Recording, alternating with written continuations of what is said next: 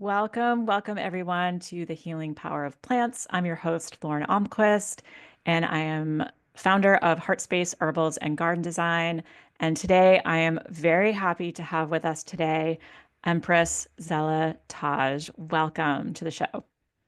Thank you so much for having me. I'm so excited. Me too. Me too. If you have not heard of Empress Zella Taj, I'll tell you a little bit about her and then we will dive in. Empress Zella Taj is a medicine woman and a Sufi murid. Did I say that right? Sufi Okay, Murid. murid. Mhm. She lives a shamanic life as a mystic, healer, herbalist, spiritual activist, and ecologist with a deep devotion to the sacred bond between humans and the natural world. She serves as a bridge between worlds with a mission of aiding those of us who are ready to reconnect with the sound of our own spirit and the spirits of our non human kin so that we can remember how to heal ourselves and our communities. With that, welcome again. And I'm so excited to dive into this conversation about right relationship with the earth and all the things that that entails. We just have a short time, but I'm just so excited to dive in, and I'd love for you to share a little bit more about yourself if you'd like, and then just dive into the topic. Yeah. I think that, thank you for the introduction. Really grateful to be here. And yeah, I think I can just kind of jump in because this is such a rich topic and there's so many ways in which we can go about it. But I'll just kind of start at the level of how we communicate and how we build relationship. So as humans, we grow up, we learn how to talk, and we think that that is the way that we communicate, and we think that that is the only way. And especially in this culture that we're raised in, right? We're in this hyper masculine environment, hyper masculine culture that really promotes living in the brain, living in the intellect. And there's this like beautiful quote from Albert Einstein even, and I like to bring him into like more heady spaces because he goes like the intuition is a gift and the intellect is its faithful servant. Don't worship the servant, Mm, you know, like embrace the gift. And so I love to bring that into like more heady spaces because it really like Albert Einstein, like this huge inventor and, very heady, very in the mind, but even he knew the power of the intuition of the heart space, of our inherent knowing and of our connection with all of life.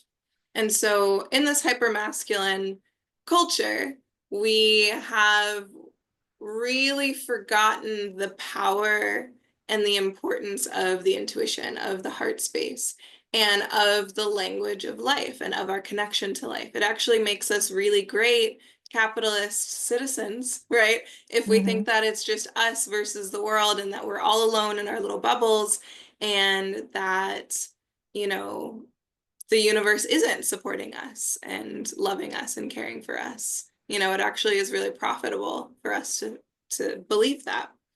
And so this deeper journey of communicating with all of life is so powerful because we have to remember that we're never disconnected, that we live in this intricate web of interconnection, of flow, of like reciprocity, honestly, of an inherent connection. We can't sever the connection even. We're just sometimes not tuning into it. And so in this conversation about like relationship with the earth, it's remembering that we're always in relationship and that we're never not in relationship. And that the earth and all of her creatures, the plants, the animals are always communicating with us, the wind, the elementals, always at all times. We just have to remember that that is the language of life, like the language of energy, the language of intuition. And we can tune back into it if we're still enough to remember, you know. Yeah, so many things about what you said resonate, but specifically, like just acknowledging that, the way we grow up and we're conditioned and, words and communicating and the brain, and that's how many of us were raised. And I love what you said about the relationship and the reciprocity even is always there. It's a matter of remembering or tuning in or being present to that. And that's been coming up in so many of my talks with people. And it's such a, in a way, a simple thing, yet so profound. So I just love the way that you describe that. And so how, like in your work, how do you put that into practice, would you say? Yeah, it's a process of slowing down. You know, Hmm. it's a process of slowing down. Again, with the culture, like these things aren't encouraged. So it actually is like this active resistance to even tune back in, to slow down, to take care of ourselves, to listen, because we're so fast, we're jumping from this thing to the next thing. We're not present with where we are, where our feet are. And the moment that we do that is so powerful because it doesn't take, forcing. It doesn't take this Yeah. concerted effort. It's really just a matter of being able to be present with where you are and what's around you and just noticing. And like just little small steps, you're going on a walk, like let's put down the phone, right? Hmm. And let's be in our bodies and let's look at the trees and the wind. Like let's see what the sky is doing, where the clouds are, like noticing the flowers, it's springtime, Mm. noticing the birds, right? Yeah. And just starting to open ourselves up and remember that like, oh, we are held, oh, everything is moving, oh, like one tiny action that I take is having this profound ripple in the entire universe. And then a practical way of like connecting with plants and like really understanding that language a bit more is again the same stillness. Like sitting somewhere, whether it's a potted plant, even that you have if you don't have an access to a green space, just like sitting very quietly and just grounding yourself, just breathing deeply, resting into your body, noticing your heartbeat, and just like feeling super present in your own field. And then just like opening your eyes, looking at that plant, and just breathing while you're staring and you're observing this plant. And just deep inhale, noticing your heart and how that feels in your body. And also just like deeply observing the plant, observing the leaf shape, the color, the texture, like any curiosities, what does the stem look like? Are there little nodules, like Hmm. is the plant feel like looking like happy and stretched out towards the sun or a little bit, like it's nighttime, a little closed, Mm. and just breathing slowly into that. And there's a certain point in this practice, and like this is something, people can build up, over time, 3 minutes, 5 minutes, 10 minutes. But there's always this point where you're in that practice and you start to notice a shift where you don't feel like you're the only one being observed. It feels like the plant's observing you back. And then that's when the sparks start to fly and you start to, get really tuned in and it's really fun.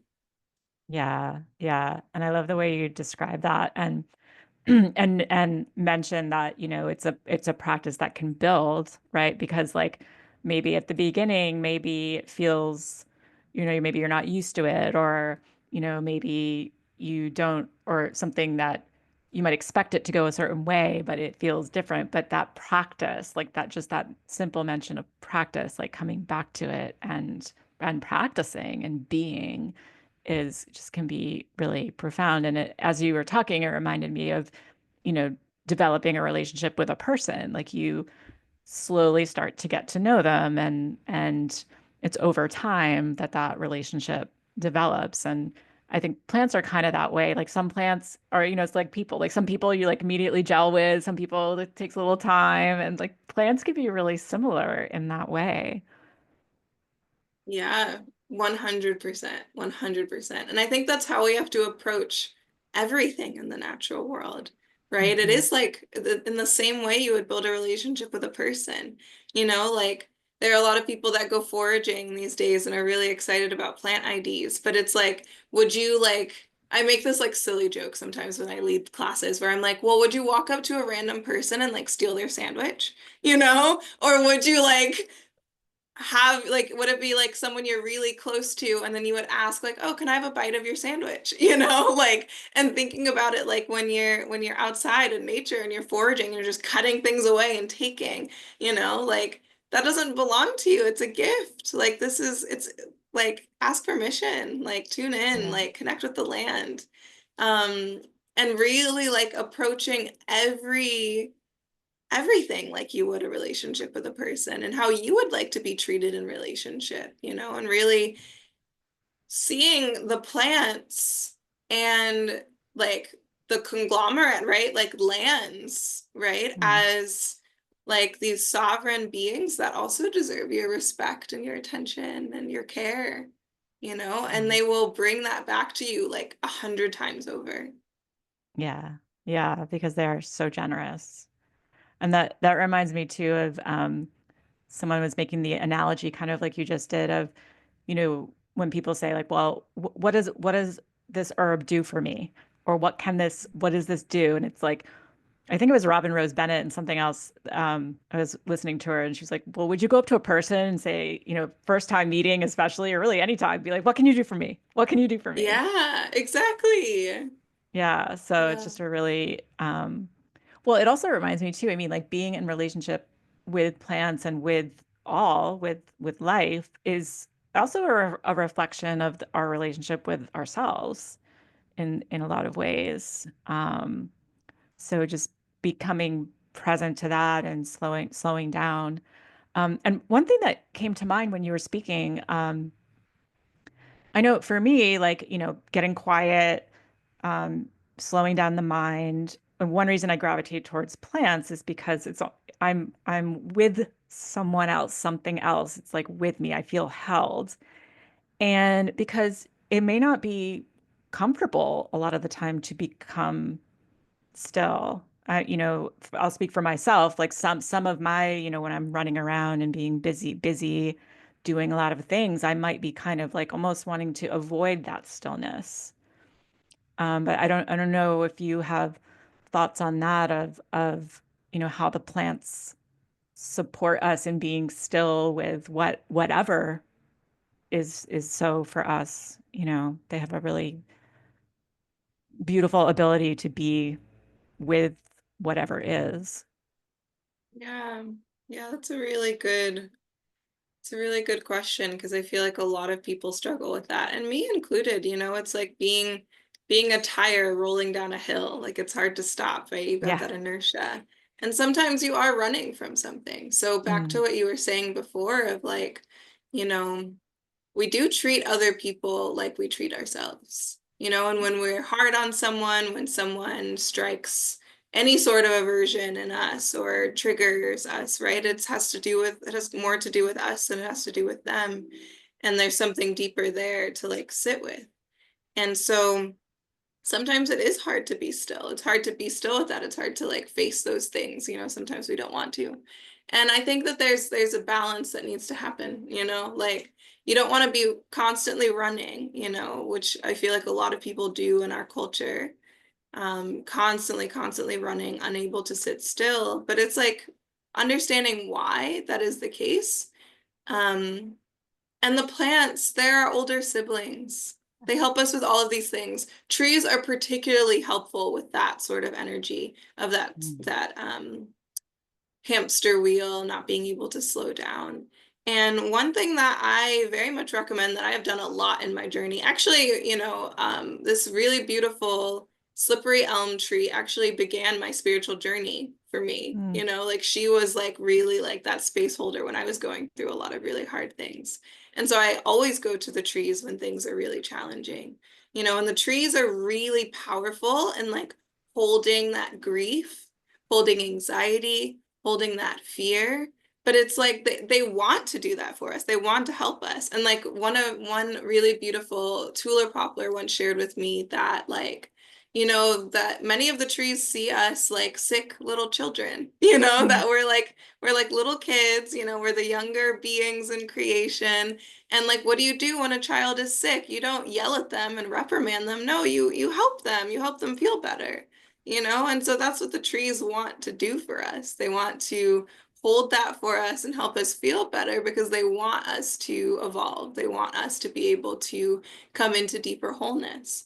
And so we really need to respect the trees and we need to honor them and we need to give them gifts and love and songs and also go to them with our grief. Like talk to the trees, hold the trees, like speak your grief to them, scream if you need to. We have a mm, lot of like repressed anger in our culture, and it doesn't need to be directed as fire towards other people. Like bring it to the earth. mm, And yeah. so I would say the trees, go to the trees and they will help you Yeah. to slow down and to feel rooted.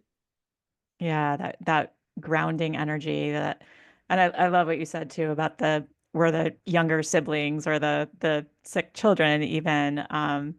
I was just talking with Pam Montgomery and we were talking about how we are humans are because of plants. I mean, we breathe out, they breathe in, that reciprocity.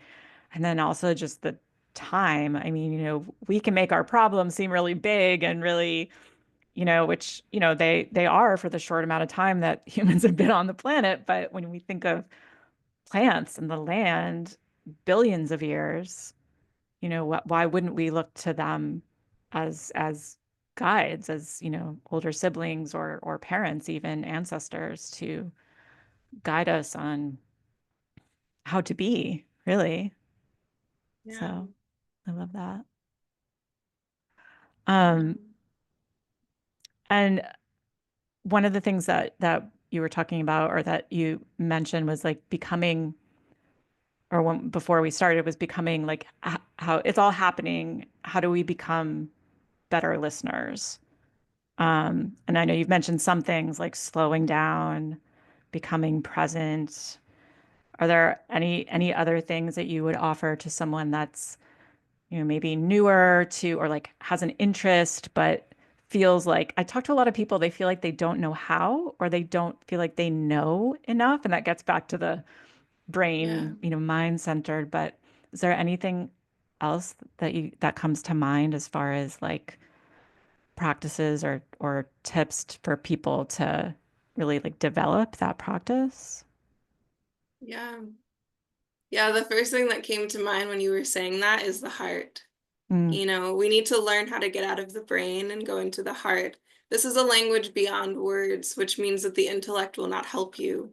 It will actually slow you down. Our brains are powerful, beautiful, wonderful, not for this, you know? yeah. And so really embracing practices to bring you back into your heart space is going to be the best way of tuning back into this language. It's like being a child, I mean, all of the problems that we face as adults, they're inner child related problems. I know Mm. nobody wants to hear that, but it's true. And like the more connected you are with your inner child, the more you're in tune with this language of life. And the more Mm, you're able to expand into that like childlike wonder and openness and curiosity and just like heart forward mm, life, the more one, fulfilled you will be, two, whole, and three, like in tune with life. And mm, so there are practices that I mentioned earlier, with sitting with the plant, breathing, connecting. But if your heart is not open, then it's going to be really hard for you to get out of the mind enough to receive any messages or to know you are receiving messages, but to know that they are messages that you're receiving, because they could be colors, they could be memories, they could be smells, they could be words, but it would be hard to decipher that if you're stuck in the brain and you're in yeah, not in the heart space. So practicing dropping into the heart, when I see clients one-on-one, actually most often, like more often than not, our first medicine that we work with is hawthorn because it's Mm, getting people into their heart space, opening that heart and being, because when we live in a heart open space, we also need really strong boundaries because yeah. otherwise it's going to be really harmful. It can be really harmful. So Hawthorne teaches us both. It teaches us strong boundaries and also heart open. Because the reason we don't have our heart open is because we often don't have enough boundaries to feel safe enough to do that. So Yeah. Hawthorne kind of helps us with both of those things. And so we start there because once your heart is open, then there's so much more work that can be done. But until that point, it's really hard. Yeah. I love that. Yeah, for me it's rose that is like the heart opening Yeah. and the boundaries for sure. And that is so important. I think, holding all and I think plants are so good at that, right? Like having the opening and the boundaries both. Like it's not this duality, like one or the other. It is all and helping us as humans that tend to maybe, or at least when we're in our head, be binary or polar, things are, if it's not this, it's that. And really to open up to that, plants are so good at supporting us to do that. But I think that's so important because I do talk to people too that are it feels a little bit fear based of like, well, like letting that guard down, opening the heart.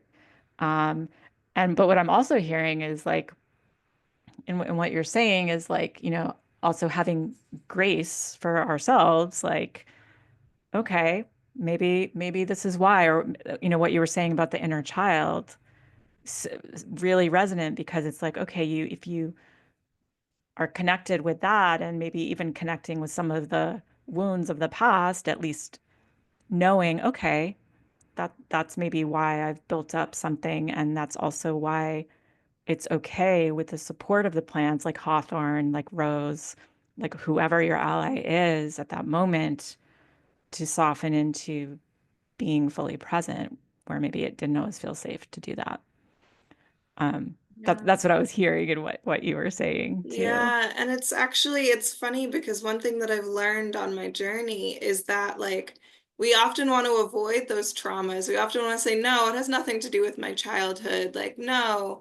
But it's like that's how we go into like more self-abandonment, and then we have all of these parts that aren't integrated, and all we want is the wholeness. Yeah. So it's actually like it's in there in those wounds and like addressing them and holding space for them and having that grace and love and compassion for them that we come into deeper wholeness so that we can be in like our full like happiness, our full bliss. Like we're actually like the more of that like deep work that you do, the more happiness you're able to like reach because you're more integrated. You have more of your parts. You know yourself more. Like all we want to do is know ourselves and be loved.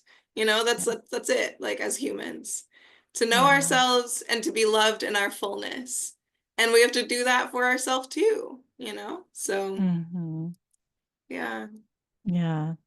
Yeah. And everything you just said, I feel plants and trees and nature, the elements are, they're right there for us.